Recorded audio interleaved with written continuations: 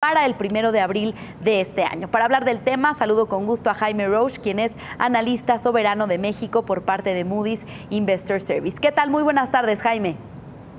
Buenas tardes, Susana. Gracias por la invitación. Gracias por acompañarnos desde Nueva York. Pues bueno, a pesar de que ese sigue siendo su escenario base, que se llegue a una negociación, que se llegue a un acuerdo sobre esta negociación el 1 de abril, señalan que ante el lento avance de las negociaciones, los riesgos del Telecán continúan pues ensombreciendo la perspectiva de México. Cuéntanos. Sí, es cierto. Efectivamente, nuestro escenario base sigue siendo de que se llegará a un acuerdo para el 1 de abril, pero debido a la complejidad de los temas, como mencionaba el secretario, se está viendo que puede que haya una demora y se está viendo más probable que se exceda esa fecha del 1 de abril. La fecha del 1 de abril es importante por varias razones y sobre todo porque la negociación del TLC tiene que estar cerrada para el 1 de julio, según la facultad que le ha dado el Congreso americano al Ejecutivo. Si es que no se le notifica al Congreso americano de que ya hay un acuerdo para el 1 de abril, que sería 90 días antes de que se expire esta facultad, entonces se tendría que pedir una extensión o posiblemente no habría una extensión. Entonces estamos empezando a ver cuáles son los escenarios alternos a que no se llegue a un acuerdo el 1 de abril. Todos tienen ciertas repercusiones, no solo para la economía mexicana, pero también se empiezan a juntar algunos temas como sobre todo el de las elecciones en México y se empieza a llegar al riesgo de que se empiece a politizar el tema.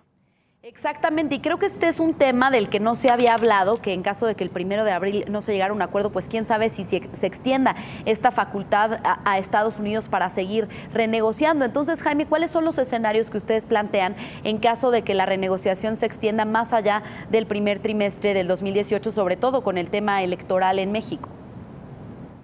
3 escenarios. Uno que es más benigno, que es que se llega a un nuevo acuerdo y la renegociación efectivamente culmina, pero muy probablemente en el 2019. Eso puede ser mediante la extensión de la facultad del Trade Promotion Authority o el TPA, o puede ser fuera del marco del TPA, pero que se llegue a un acuerdo sería uno de los escenarios más favorables en estos 3 escenarios alternos, que no tendría mucho efecto sobre la economía mexicana ni sobre muchas de las otras variables que seguimos. El segundo escenario es que no se extienda el TPA o que no se llegue a un futuro acuerdo y que Estados Unidos decida salirse del Tratado de Libre Comercio.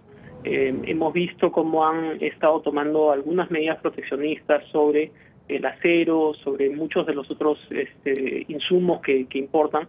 Entonces no es totalmente improbable que Estados Unidos pueda decidir salirse del todo del TLC. Ese sería un escenario en el que se sale de NAFTA, Estados Unidos, o del TLC, y entonces el intercambio comercial se hace bajo las reglas del World Trade Organization, ¿no? La Organización Mundial de Comercio. Ese escenario no es... Perdón. No, ¿y esto cómo podría impactar al perfil crediticio de México en caso de que Estados Unidos saliera del Telecán? No es tan benigno como el que se consiga un futuro acuerdo, pero sí vemos que al salir del Telecán se cambia un fundamento estructural de la economía mexicana, que tradicionalmente ha ayudado mucho, no solo en el intercambio comercial, sino también sobre las inversiones, donde podríamos ver un escenario un poco más adverso. Entonces, veríamos en ese escenario un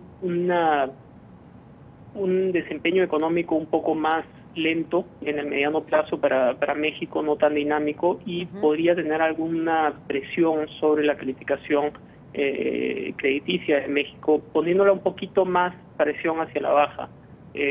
No estaría muy claro, porque también llegar a este escenario implicaría, bueno, que tendría que pasar varios meses para tener claridad sobre él. Finalmente vemos un último escenario. Y sobre este escenario también, Jaime, me gustaría preguntarte, porque en el reporte leía que ustedes también creen que si pusiera restricciones comerciales a Estados Unidos hacia México, ustedes vislumbran una recesión económica en México. Es cierto, o sea, el peor escenario, que sería el tercero, sería similar al segundo, pero en este escenario Estados Unidos va más allá de salirse del Tratado de Libre Comercio y empieza a imponer restricciones al intercambio comercial, sea no mediante mayores impuestos, mediante cuotas sobre la cantidad de insumos que pueden o productos que pueden ingresar a Estados Unidos, y en efecto otras barreras al intercambio. Entonces, ese sí sería potencialmente dañino, no solo para lo que implica el intercambio comercial, sino también las inversiones de inversionistas americanos para con México. En ese escenario que es tal vez no tan probable en este momento debido a que hemos visto algo de progreso y acuerdos en muchos de los temas que se están renegociando, sí veríamos que la economía mexicana se podría contraer bajo ese escenario el año en el que se dé esta, digamos, guerra de intercambios, ¿no? ¿Cuánto calculan, cuánto estiman? ¿Tienen algún estimado de cuánto se podría contraer la economía? En el peor de los momentos podría ser como un máximo de 2 a 3% como mucho, pero eso sería en el 2019, ¿no? Si es que efectivamente se aparece entonces. Bien, esto por el lado fatalista, pero si nos vamos al lado optimista en el que tal vez pues no se llegue a un acuerdo el 1 de abril, pero que continúen las negociaciones ya hacia finales de este año o del que sigue, ¿qué nos dices sobre el crecimiento, sobre las inversiones? Habrá mayor certidumbre, ¿cierto? Aunque no se llegue a un acuerdo el 1 de abril. Sí, o sea, habría mayor certidumbre en el sentido de que no vislumbraríamos una guerra comercial entre ambos países. Así es. Pero sin lugar a dudas, algo de incertidumbre quedaría, que es la que hemos estado manejando en estos últimos meses. O sea, todavía no hemos llegado a un acuerdo cuando originalmente se planteaba que se llegara a un acuerdo para finales del año pasado.